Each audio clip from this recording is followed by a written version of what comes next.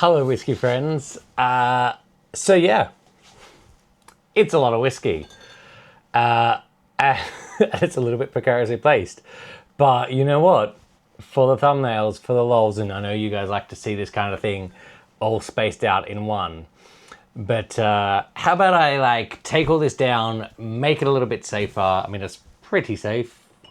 And we talk about it. What I got, where I got it. I can go through some of the prices because I've got most of that. Oh, actually, I have all that.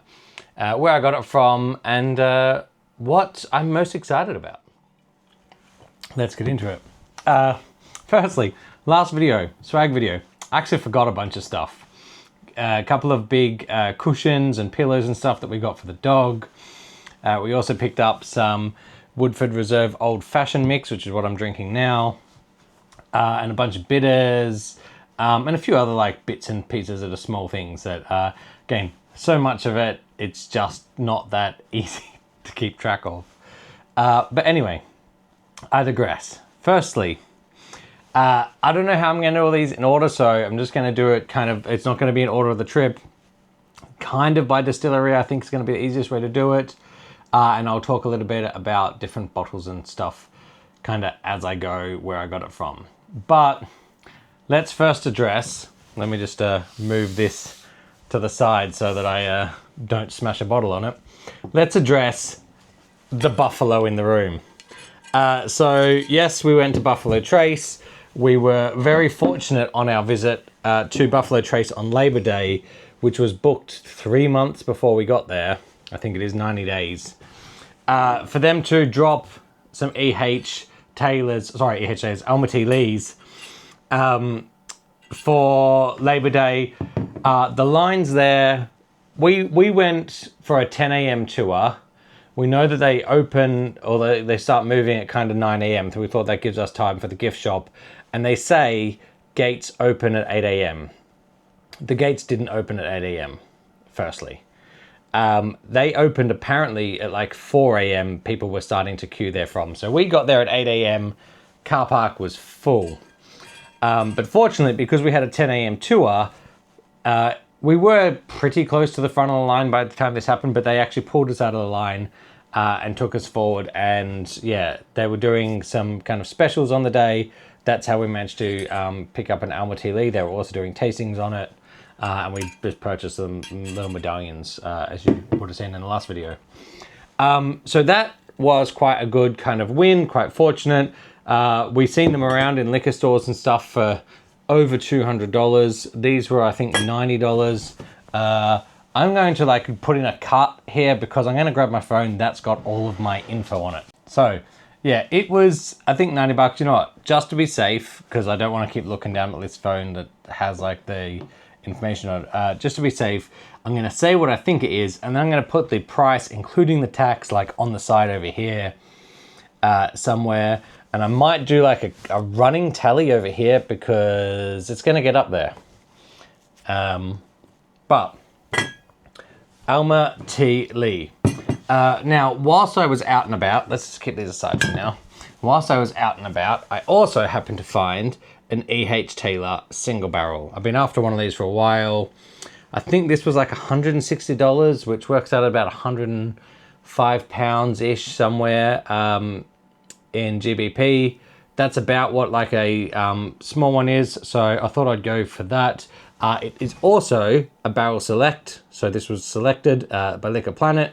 So it's a single barrel Sazerac Select, which I just thought might be, I don't know if they're all selects, the single barrels, but I just thought, you know what, that might be just a little bit better than a standard single barrel. So I grabbed the E.H. Taylor pick on that one, so can't really complain about that. And we'll see how that kind of goes in the future. And also picked up, as we're going around, a little Baby Blanton's 375ml. This was more expensive than I really wanted to pay for it. Maybe there was a little bit of a tater in me element of that. I do want to get all of the different Blanton's letters, and I want to get them by officially collecting actual Blanton's bottles. And I want to do that by ideally having 6, 7. different Blanton's bottles that make up the Blanton's writing. Great marketing, Buffalo Trace. Good on you, you got me.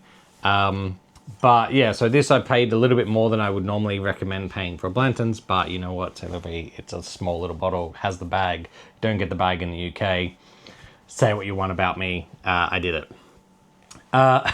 So that's it for the kind of initial Buffalo Trace. We'll put them over there. I hope that my table doesn't collapse. Now, let's talk about some things that I purchased before I even got to the States. Because I knew I was doing this trip and there was a few options, I got carried away. Some I would recommend doing this, some I wouldn't, but I did buy some stuff kind of in advance with tours and stuff before I got there. So one of those is here, the Blade and Bow whiskey. I already had one of these and I just thought it's kind of a nice historic kind of bottle and distillery. I wouldn't mind having one of these just as a shelfer. So it actually came engraved, so I got BarrelRollX 2025 on there just as kind of a memory of the trip, because the bottle itself wasn't too expensive. I don't remember how much it is. It's probably like 50 bucks or something. In hindsight, I probably didn't need to do that, and probably wasn't worth like the hassle and the wait for that. But I did it. So look, mistakes were made. You'll hear that a lot. Not really mistakes. Can you make a mistake when you're buying whiskey? Not so much. It's still whiskey. So the next ones I did that with are the New Riff High Note collections. Now, this I was proper excited about, and I had to do a little bit of phone call begging in order to kind of make this happen. So New Riff released their 10 years. It was a few months before I was going over to the States. I joined up with their club so that I could purchase these, and then basically contacted them and said, hey, I'm coming over during the Bourbon Festival. Please hold them in the back room for me or somewhere so that I can pick them up when I get there. Don't chuck them back on the shelf. And they were very cool about that, and they said, yes, that's not a problem. We'll put them aside. So obviously I got the bourbon and the rye. At the time, I wanted to get kind of more, but then I was like, well, my bottle limit, I got to be careful on how much I spend. That went out the window. Wish I'd have got the other ones as well, and the headliner. But in the end, I only picked up these two from New Riff. Haven't had a chance to try them yet, but I will be cracking them in the not too distant future. And there's an exciting part about that. So I highly recommend if you are in the UK, you're following me, particularly if you're in either the London area, the Midlands area, or the Manchester areas, or can get to them easily.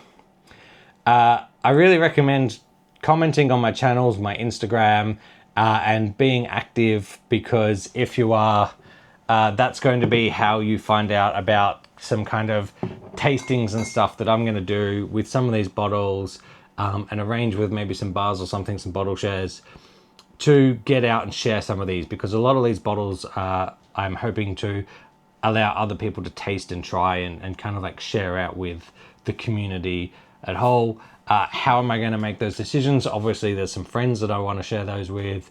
There is some community members and events and bars and people that have supported my channels I'm going to share that with. And I also want to share that with some of the general public, and obviously British Bourbon Society. I'll be taking some bottles to events and stuff like that. So there are going to be a few of these bottles that are going to go out there. I've got some great stuff that I want to share. But if you're not part of the British Bourbon Society, you can go do that, go be a part of that, find out what that is. If you're kind of around any of those locations and you're supporting this channel, or you watch the channel, I mean, just keep doing that, comment and engage, because this is how I'm kind of like viewing my channel, is that I'm kind of exceeding myself as an extension of the UK bourbon scene, and I'm quite happy for it to be a very small community. I don't care about like having 1 million subscriber or whatever type things you want to have. I say subscribe because it's like nice to be able to like get the traction when you first kind of post a video and pop up on people's feeds. But if we stay small, I would rather have an engaged community than just a high number count, So if you're watching the videos, then I would rather you comment than subscribe, to be honest, and engage in the conversation, because to me, like, that's the better part of it. And then we can get out and get some bottles shared amongst us, get some tastings going. And again, I've got a few things that will theme together really nicely. Anyway, let's continue. Little plug out the way. One of my favorite distilleries, and I'm not necessarily doing these in any order, they're just basically coming out on how I see the bottles and how I can kind of like clear stuff off. But Bardstown, I picked up, and these are signed somewhere, you'll see on each of these, they are signed. So I picked up the Wheat King 1 and the Kentucky Bourbon Festival, I believe this one is. Yeah, 2025, the Kentucky Bourbon Festival bottles. I did have a chance to try one of these, and it was fantastic. I tried it against the Discovery 13, and I much preferred it. The single wheater, nothing against the Discovery 13, also fantastic. Just saying, banger of a bottle. So I picked up these two because, I mean, when you have the Wheat King and he's picking bottles out of his distillery. I believe Danny chose some of these. I'm not sure actually who did the actual pick on it. I believe Danny did one of them. But when you got him kind of making whiskey and doing bottles, then why wouldn't you kind of grab the Wheat King's bottle? Anyway, I love Bardstown on top of that, so I grabbed that. We did do the tour, and again, I purchased before I got there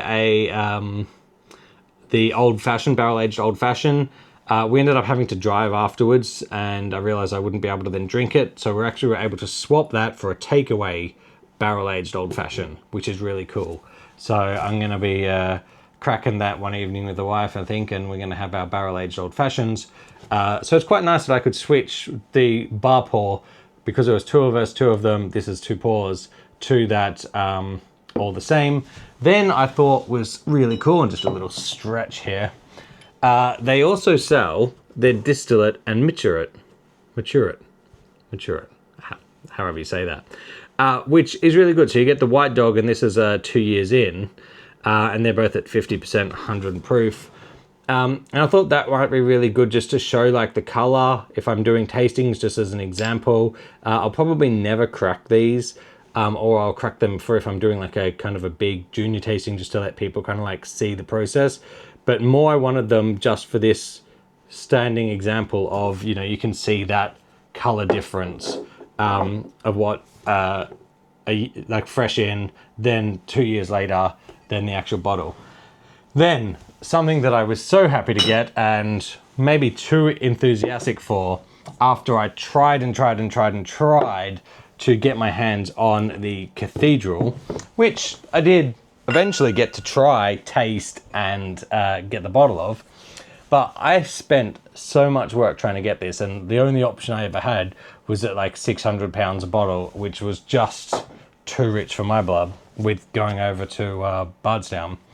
We got the Mizunara Hokkaido. So this was the second edition of their distillery series. And obviously, because I was with my wife, we were able to pick up two of them. So that basically gives us a full bottle here that we'll be able to share some pours out of this and give people a chance to try this. I wish I could have got a Cathedral and a Mizunara, but I believe they're like rare as hen's teeth now to get out there. So that's not going to happen as much as you want and dream for it. So on to the next. These were, I think, $90 a bottle, $99 a bottle. I can't remember exactly. Again, I'll have the little prices down the bottom, so I don't have to worry about talking about that now. Now this was quite cool. It's not so easy to find all of these, and we happened to find them all in one store. We did see them in some other stores, just singles, but we did find one store that had three. I believe there's 5 different ones of the Jack Daniel's Distiller Series.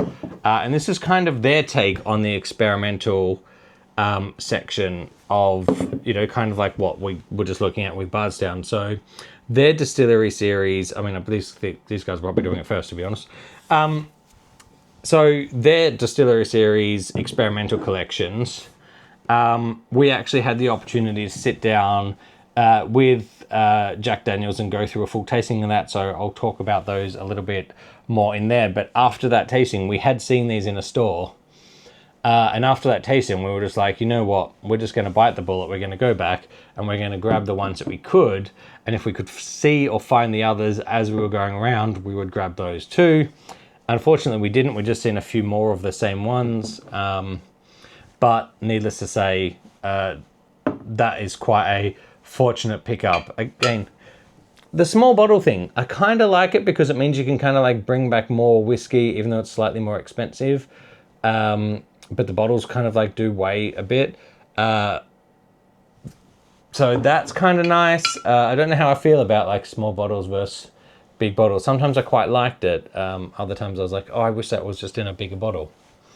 I guess it's kind of okay for those distillery series tasting ones because more people get to try it if it's such a limited run. And I would rather stuff be more available for more people than available for just a very select few. You know, if they do like 1,000 bottles, better to do 2,000 small bottles. So, on that note of small bottles, we did pick up the Bond and Lillard and the WB Cephal. I think there's 4 in this series from Wild Turkey. And this is kind of their like old style Prohibition brand type version, I believe.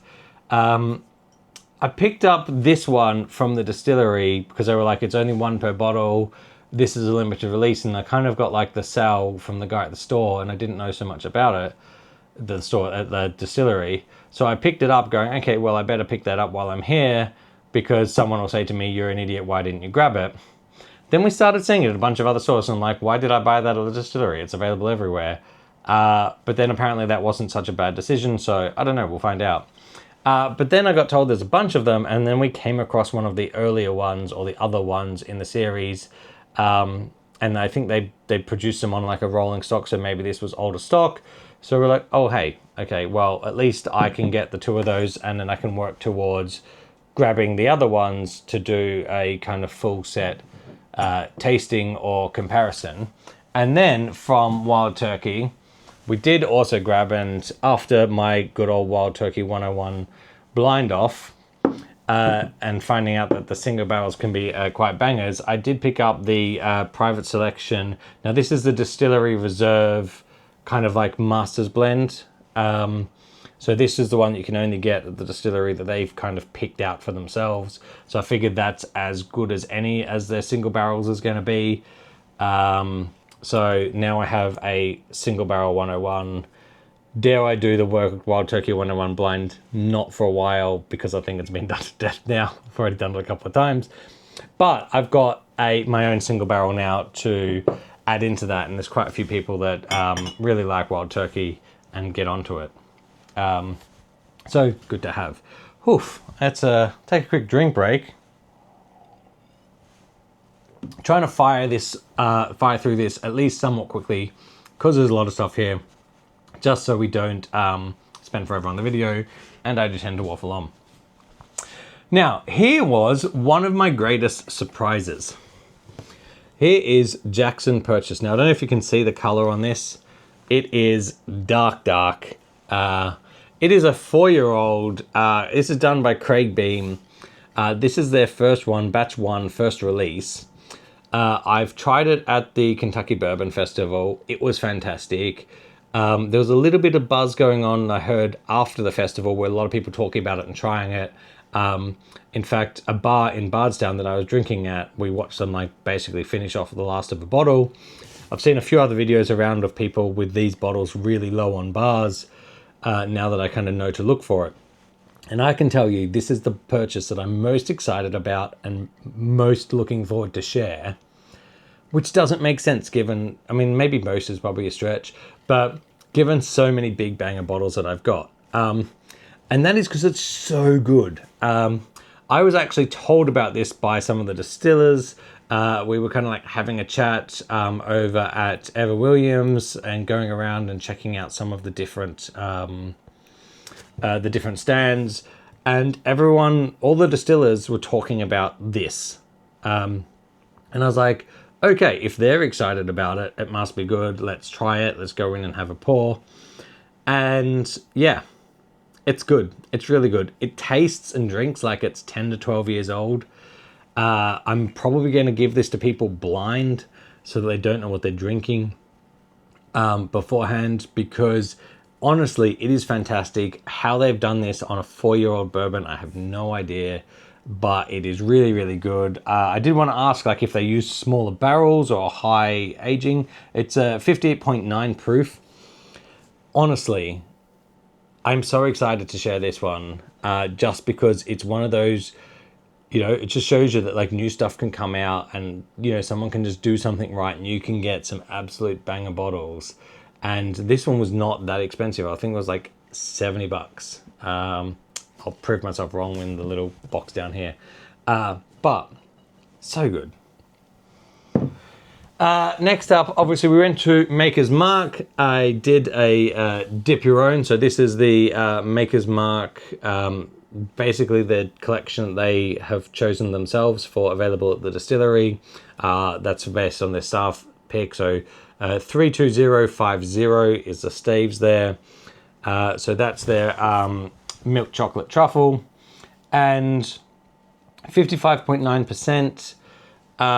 My wife really loved this as well. I was the one that did the dip on it, so not so great of a dip. I actually was like looking at it and like leant it back a little bit so it like dropped off to the back.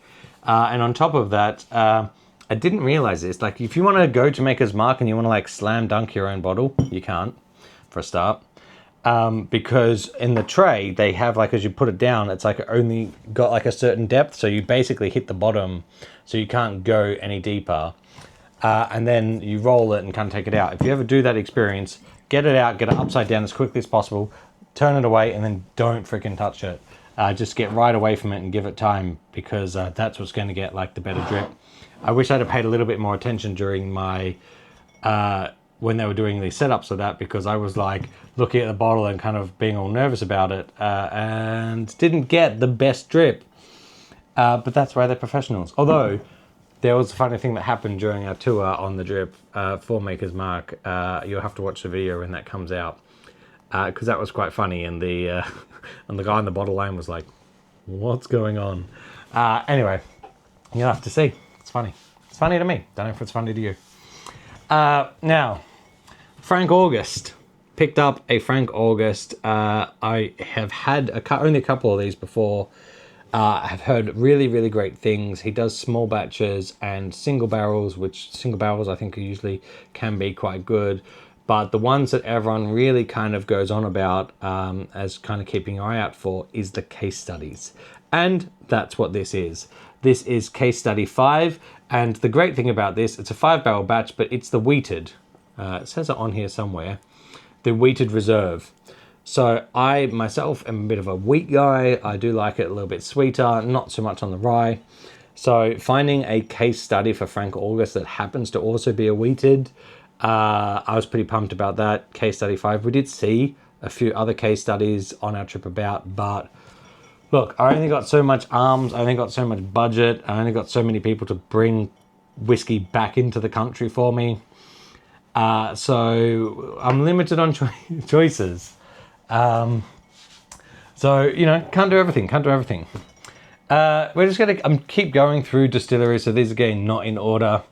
This is towards the end of the trip. I almost didn't buy this bottle, just purely on the space perspective. It was just me and my wife, from this point, and, my bags were already kind of packed on what I needed to bring in. So I didn't really have space for anything else. But then this popped up, and here it is. It's the Toasted Yellowstone.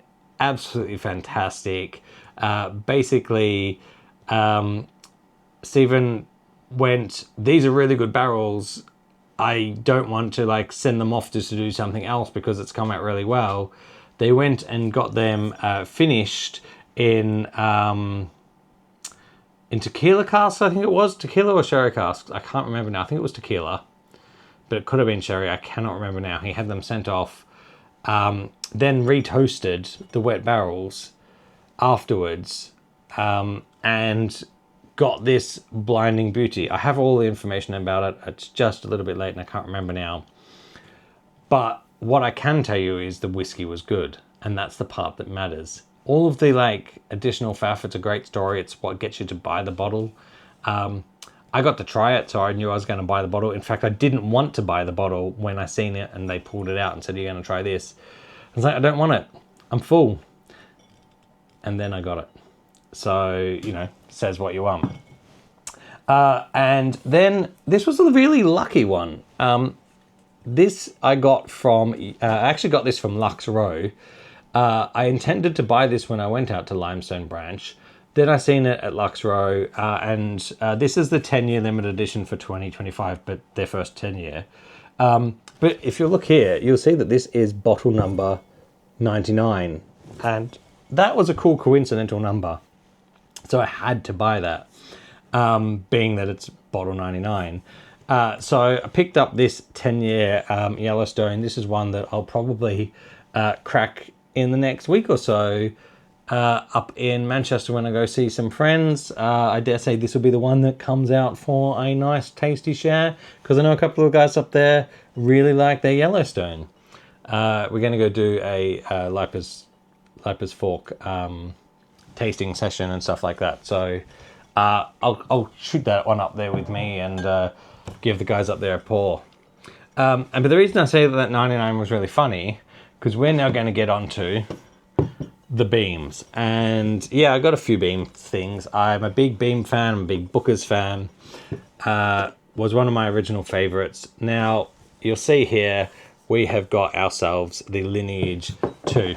Now, I learned, funnily enough, I actually had to have Fred No show me how to even get this out, because I was like, how do I get this bottle out? I don't understand what's going on. And he had to show me how to get the bottle out.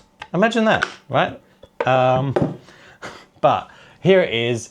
I don't know if it says it on here anywhere. It doesn't, but it is signed up the top, which I've been a little bit careful on it. But on this one, over here, find it eventually, you'll see this is also bottle number 99. So again, when I was able to pick up two bottles with the same bottle number, both being limited editions, I was like, that is kind of cool. Now, you see, it's this great bottle, really hard to get back into the box. Takes, God forbid you're trying to do that when you're drunk. This is a sober drinker, because you'll never get it back in a box. Also from them, you will see we picked up Booker's The Reserve. So this is a tequila finish, which is why I might be getting confused on the toasted.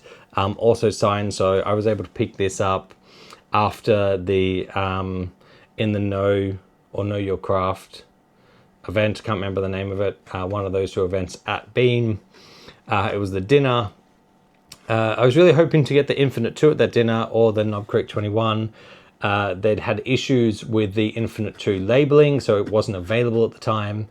So that was a little bit sad, because again, I've got the other one and I want to kind of be getting all of them, so I don't quite know how I'm going to get the second one now. It was a bit of wheeling and dealing to get my first one, so we'll have to see. But yeah, picked up the Reserves for 2025. That is a tequila finished one. Got to try it. Really, really interesting finish. I'm not sure how I always feel about finished whiskies, but I do like them, that they're like trying and doing different stuff.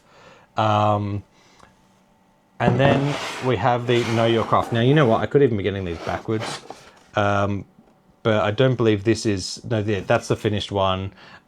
This was a bourbon one. The previous was a rye for the previous year, so the 2024. So I also picked up the little book for 2025. Again, done by Freddie No. There's a signature on there somewhere, up here and down there. So we'll kind of get in and give that a crack, open that up, and share that around with a few of those people that are kind of Booker's fans and maybe like try and get a few people together that either have some little books or some of the different reserves, and we can do like a big kind of like comparison tasting or something like that. I don't know, we'll see. Also from Beam, I picked up a bowling pin. I really wanted to pick up a couple of these, but again, space, storage issues. They weren't too expensive, they were like 99 bucks. But I got a bowling pin at the KBF and then got it signed just because, again, I didn't want to miss out and it not be available at the distillery, even though I expected it would be. There were loads of them about. I think they'll still be about for a little while. But it's just a super cool bottle. A little bit worried about how it's going to pour after seeing some of the marketing kind of attempts at giving that a pour. And then, actually, before we get onto that one, we'll go for the Baker's 13. Again, was also available at the distillery. Got its little like letterpress stamp on there.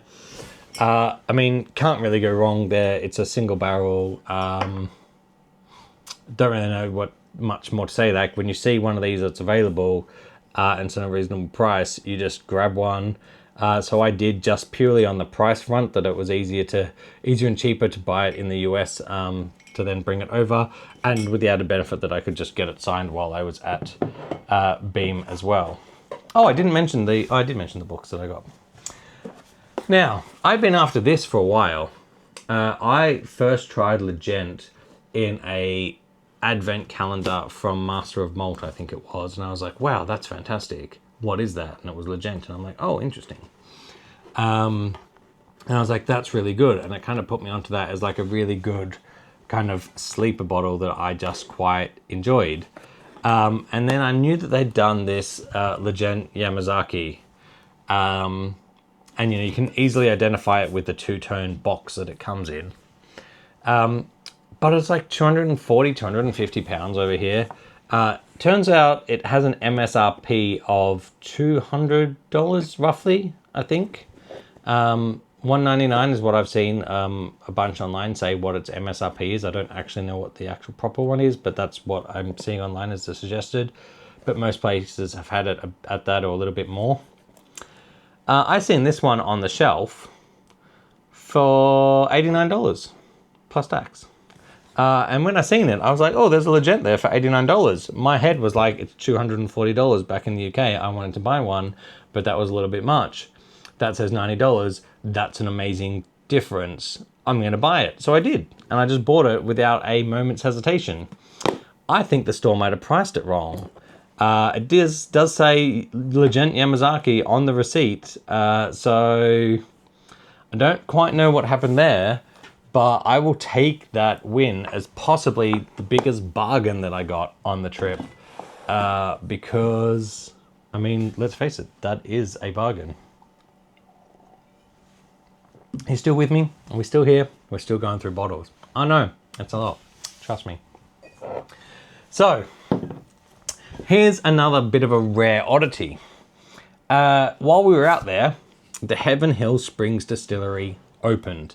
If you don't know, Heaven Hill burned down a while ago, lost all their stuff, was kind of a big thing back then. Then they've been operating out of the Bernheim distillery and producing their stuff out of there, and have spent $200 million basically building a whole new production site, the Heaven Hill Springs site. It had its grand opening around KBF and early after, and you were able to kind of get into tours. We were fortunate enough to be able to get ourselves onto one of the first tours. And if you went on a tour, which, look, there's not a lot to see on the tour, I'll be honest, because it's basically a lot of like insert future distillery here placeholders. You know, they are still distilling there, and I mean, you know, what can you expect? It's a few days after it opened. They're on like minimal operating, but there was a lot of like, you know, watch this space. But I think that the tour itself is going to be really interesting because that's going to give a juxtaposition of when we kind of go back and however long once they get all the rest of it. You know, they got 1 out of 3 stills operating, so it's going to be a huge thing. So it'll be really great to kind of juxtaposition like what it looked like now to what those future spaces look like, you know, tiny trees that will eventually grow to be huge. But just to see the forethought of planning. But yeah, in doing that, you got the opportunity to purchase the Heaven Hill Unity bottle. So this includes the last barrel of Heaven Hill pre-fire whiskey that they had. Plus they took the distillers from Bernheim, the master distillers, used I think 10, 12, and 8-year-old whiskey. I can't remember what the age set was. I'm pretty sure it was 10, 12, and 8-year-old whiskeys blended with that, or maybe it's 14, 12, and I don't know. I'll put it up on the side over here somewhere. But yeah, so basically all the distillers came together to kind of make this blend as a celebration and a milestone for the opening of the new distillery, and the basically creating the next chapter and a unification between all those kind of stories as they started that next chapter. But they only did 4,000 bottles of this. So that's all there is made of it. Oh, I've got bottle numbers on this. 2385. Didn't even look for the bottle numbers on the last one because my wife was there on the tour. 2738. So we picked up 2 of these of the 4,000 bottles that will ultimately be available. So that's just one of those marked milestone bottles. On the tour, you also did get to have a pour of it. I believe on the bar they were about $60 a pour for an ounce. So the tour was about 50. So, you know, it kind of like made sense just to do the tour. You get to buy the bottle, you get to try it before you buy it. It's good. I don't know if it blew me away, but again, I was on a little bit of whiskey fatigue by that point. So it probably wasn't the best time for me to taste it. It was, as I said, late in the day, several drinks kind of like throughout the day. By no means bad, but it was not, you know, for such a big bottle, I didn't go, oh my God, that's amazing. I just kind of went, that's good. I like that. That's good. Which is kind of what you would expect in some of these big bottles. I mean, that's kind of what you can be looking for.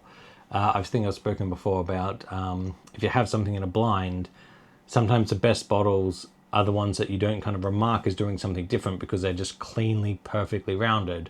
And maybe that's more of what that bottle is. I would need to try it on a clean palate, and probably will need to. I probably will. So, next one. I bought this before I got over there, in a way. Went out to Starlight Distillery, Huber's farm, and they have an option there where you can kind of like do the barrel proof tour, or you can also do a bottle your own. Ricky, the tour guide out there, I'd spoken to kind of beforehand and made sure that we could go out and do that. It was really fantastic. So there was actually, I think, only 4 of us on the tour. So we went out to the farm early and checked it out. They got a farm shop there and had some pizzas, really good pizza actually. And went out and did that. And actually, I think if you're in Louisville and you have access to a car, I definitely recommend. It's like a half-hour drive out to the distillery farm out there, and can definitely be worth it because they're an interesting operation. They actually do everything there, but they don't just do whiskeys. They're doing a bunch of like brandies and finished stuff and wines and all kind of stuff, all run by the same family. So it is small batch, but they do make some really, really good stuff, and they're doing some really interesting stuff. But anyway, as part of the tour, you got to bottle your own from their family reserve. I tried this. This was the bourbon. It was fantastic. That's one of my favorite words, you know, I have when describing a whiskey, and I like it. Fantastic. So that was good. So I bottled that up. There was choice of this or the rye. It was going to be the bourbon for me, pretty much guaranteed at that point anyway. But what was cool, although maybe not economically sense, is you could do just a tour, or you could up or have an add-on effectively to bottle your own. And the bottle your own doesn't come in that much more. It's like $35, $40 more for to add a bottle onto if you're just doing the tour. So you're kind of better off just grabbing the extra bottle. We didn't, because we were like, we don't need so many bottles of the same kind of stuff, he says. But while we were doing the tasting, and this is what I actually I really loved about this tour and Ricky, the tour guide that had, and the fact that they were small, that they kind of have this little bit of control themselves, is that whilst we were there, we were going around and we were talking about stuff and talking about different finishes, and she was going through and thieving from different barrels in their in the distiller, and you'll get to see this on the tour video. But we were then talking about different finishes, and then we jumped onto the talk about Mizunara's, and she'd been talking about like the fact that they had some Mizunara barrels, and we were like, oh, that's really interesting. And then she's like, let's go try it. So then she just changed the direction of the tour and what we would be thieving a little bit to then go over and just try their Mizunara finished barrels from one of their Mizunara barrels. And it had been opened before, so I'm sure they'd done some thievings and stuff out of it before, but I think it wasn't initially designed on this particular like tour tasting. She just kind of pivoted and went, oh, we'll try that instead of a rye, because in the end we didn't try a rye. So I think she's like, oh, well, I'll do that instead of the rye, because they all seem really interested in the Mizunara. And it was really good, like really, really good. And we were like, oh my God, that's so good. Do you sell that? Is it available to buy? And they're like, yes, you can actually buy it in the shop, which you can. And I then did. Yeah, it's, what is it, 112 proof, 7.5 years. Honestly, so good. And that means that I've got a bunch of finished whiskies. I've got a bunch of Mizunara stuff now. So I will be able to do like a blind tastings with like Mizunara versus Mizunara, and really kind of understand some of the difference of the flavor profiles that barrel type and that wood is giving. So, I mean, it's the year of the Mizunara, on top of it being the year of the blackberry, because everybody's producing like blackberry whiskey at the moment. But, you know, go on. Good on them. Next up, we have the Remington. So this was produced in collaboration with Remington by Log Still Distillery. So that's why it kind of like is a Remington. You'll see like the little shotgun head up there. I think in here you can see I've got a poster that I've just like put in there to keep it out the way at the moment.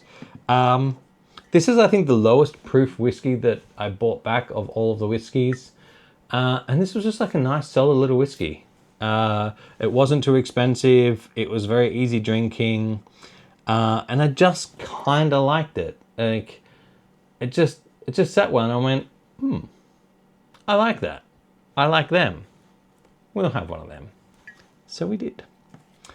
And it's just how it happens sometimes. You know, you're feeling it, you like the conversation. I liked the distillery and the people at the distillery. We'll talk about some of the rest of the accommodation stuff there later, but the distillery was great. The distillery staff was great. The whiskey was great. Wally was great. We did a little duck game at the Bourbon Festival. I won a little duck. I was super excited about it. I then got like Wally, the distiller, to sign my duck. I put it on the barrel as we were talking to him.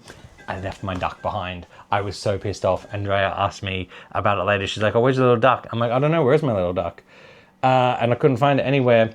And we literally went back and watched the video back of me talking to Wally, the distiller. And I sit the duck down on the barrel after he signs it. And then I walk away and I leave the duck behind. So I don't have my little duck. But look, sometimes that's the way. Next up, we have I'm going to bring all three out here, Penelope Estates. Now, during the Bourbon Festival, now I have to be careful with this one because, and let's talk about a little bit of a bottle design thing that I don't like. When you open this, and I got to do it very carefully, because it does want to just kind of like fall out and tip forward. And that's because at the base, I don't know how well you can see this, it's only on like a half stand. Like, put the additional block out at the front so that the bottle is sitting completely on the entire piece. Because basically what happens is you open it, and then if the whiskey's going to be knocked around at all, it just wants to tip out onto the floor. Or may in itself have enough weight to tip forward and swing this box open and then end up on the floor. So this box will basically not be storing this bottle of whiskey, which is a little bit sad because I don't want it to fall out and die. So Penelope box makers, you'll probably never watch this video, but that's a big design flaw. So yeah, we picked up the Founders Reserve 13 year. I believe this is the Omega. Yeah, the Omega, and then this is a single private barrel 10 year.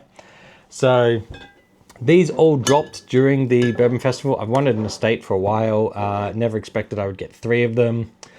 Again, as I said, it dropped. A lot of people were going out there during the festival. We basically had committed to, like, we're not going to do the line thing. We're not going to do the lineup thing. We don't need to basically, like, fight for all these random barrel bottles that we just don't get. We're just going to see what we get and enjoy the luck and the hunt of the find and the random chance. You know, we had stuff that we were interested in getting. But apart from the Bardstown one, which I did line up for way earlier than everybody else, I was the first one there for that, because I was not missing out again. Everything else, like, we didn't line up for. But we just happened to drop into Lux Row, and all 3 of these were available, and the 10-year from Limestone Branch, Yellowstone, were all available. Now, apparently, the people had gone on the drop days, and there was lines out the doors and all the rest of it, and people couldn't get all of them. They'd sold out. They weren't available, and a lot of people missed out. We went in 2 or 3 days later, and there was a few back on the shelves then in stock. So, yeah, it's probably worth, like, sitting back after the Bourbon Festival and then hitting some of the distilleries, like, a couple days later, because they become available. Now, prices, again, I'm going to go price on this one, price on this one, and then price on this one, because they weren't necessarily so cheap. But, you know, you have to. Now, this is going to be available in the UK. Will it come with a bag? I don't know, because the Blantons don't come with a bag. But I hear this is coming to the UK. But anyway, I've seen one of these. I've been wanting one of these for a while, an old Fitz. I wanted to get a VVS. There was just no chance. As I said, like, we weren't doing the big fights and lineup things and crazy queues. So still no VVS, but at the very least, I have myself an old Fitz 7 to try. Now, I will be giving this out at kind of bottle shares and samples and stuff like that, so that everyone can get a good chance to try this before it comes out in the UK, because I know a few people are going to be like, oh, is it worth buying? I'll crack it. I haven't tried it yet, so I'll probably do an earlier crack, give my thoughts on that on just like an Insta post, and then take that around to some bottle shares and give people a chance to try that if they've not yet tried it. And then the piece de resistance, the one that I kind of was heading over and I was like, if I can find this and I can find it at MSRP, I will buy it, because when I first came across this brand, if you've watched my videos, you'll know that at the Licks Bar, I tried this brand and I was like, wow, what is that? That's actually really tasty stuff. That's Calumet Farms. Although I think they come out of the Barton distillery. But yeah, talk about the big purchases of the trip. This was the big one, and this was relatively early on, so had I come across this later, I probably wouldn't have got this. But yeah, this one didn't leave my sight for the whole trip. I knew exactly where this bottle was. No one was getting their hands on this. After I bought this, I picked this up at Justin's House of Bourbon, walked in there, turned the corner, seen it on the shelf, had already tried, like, in several different shops, did they have it. We've seen a few of the other ones around that collection and some of the other old Calumet Farms, but not this one. All reports of this have been that it is an absolute banger. So, you know, like, if I get an opportunity, it's a lot of money to sink, but if it ever comes to the UK, it's probably going to be double that because of hard to get plus exclusive. So it's never going to be affordable in the UK. This is my theory. Fast forward to, like, it being on the shelf for, like, basically the same price one day. Anyway, so I got this. It was like $500 US. I think like 512 or 20 or something, like by the time you put taxes and stuff on it. Then at the Kentucky Bourbon Festival, they had some out to try. Someone from the Smoky Mountain Bourbon Society put us onto it, and they're like, hey, by the way, they're tasting the Calumet Farms over there at, I mean, whatever the stand was, I can't remember, like basically the stand that Calumet's at. And they were doing some pours of it, so got a chance to go out there and actually try it. It was quite funny because some people would walk up with their little glasses from the festival, and they were like, no, you need to have like a fresh plastic cup. Like they were like, you cannot taint this whiskey. The pours were small, but the nose on this and the finish on this is, whew. The nose is incredible. Firstly, like I'd been trying a bunch of whiskey, and if you talk about like tasting something when you've already had like a palate that's been hitting, this cut straight through it, and I was like, bang, wow. The nose immediately had a richness to it. I drank it, I'm like, wow, I'm drinking something old, I'm drinking something rich and full of character and flavor. So in a blind, I think that would do incredibly well. I've seen a few things where people have like, is it worth $500? I mean, it's a good argument to say, like, is any whiskey worth $500? When you could have a lot of whiskey for like $500, like, it's one of those things. I wanted this as a really special bottle to kind of pull out. I've got a couple of bottles that I'm like, you know what, these are like really special bottles that I want to kind of be able to take to an event, or in a future, like if I'm doing some tastings, I can say, by the way, here's a treat at the end, and you pull out this really amazing bottle and give people a little pour of it that they would probably otherwise never get to try. And that's what I wanted to have a few of these bottles in my collection for, and a couple of these are kind of earmarked for just that. And that's why I say, get involved in the channel, the community, my Instagram at the moment, because that's kind of like building up the community. If I know that there's people there that want to do this, and I start to kind of put out some like drinking tasting events, that gives people an opportunity to do them. I do also go to all of the BBS events that I can kind of get to, but I've got so much whiskey now, and I've got so much stuff that I want to do, and those events kind of pop up a little bit sporadically, and tends to be like every 2 or 3 months. It would take me literal years of going to those events to kind of like give people an opportunity to taste stuff. So I'm probably going to have to just do some like, hey, by the way, here's like 10 bottles to try type events or something like that. So again, don't know exactly on the details, but if you're interested, you know, you can always like DM me on Instagram, say what's going on. Let me know what area of the world you're in. Maybe I'll do like a barbecue day one day, and we'll just go out and we'll have like a few beers, a few bourbons, some burgers. Yeah, so we'll see. But that's it for me. That's all of the bottles that I got. The total is there. I do this for like some fancy animation. It's probably just going to be like this little thing down the bottom that has like a little price of how much I paid. It was a lot. I think it was like £3,000, £3,500 total. I think that I spent on this whole trip. I'll be paying for this for some time. So to the stores, if you ever watch this, sorry I don't drop by for a little bit. I got some bills to pay. Yeah, it was a lot more than I was expecting. Again, fortunately, didn't have to bring it all back into the country myself. That was probably the biggest saving grace, is that I was able to get help to kind of bring it all back. Otherwise, I just don't think that would have been possible. Yeah. Anyway, that's it for me. I hope you all have a good one, and catch you in the next one. Bye.